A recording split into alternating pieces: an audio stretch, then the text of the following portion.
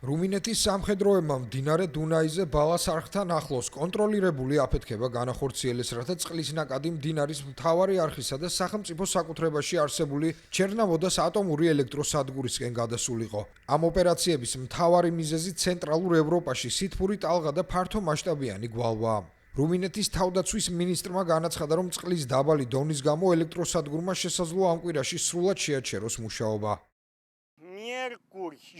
ხუთ საუკეთესო შემთხვევაში 6 აგვისტოს ჩერნავოდას ატომური ელექტროსადგური შესაძლოა მთლიანად გაითიშოს. ჩერნავოდას ატომური ელექტროსადგურის ოპერაციების დამატებითი დღე ფინანსური თვალსაზრისით დაახლოებით 3-ჯერ უფრო ეფექტურია ვიდრე ამ ოპერაციების ხარჯები.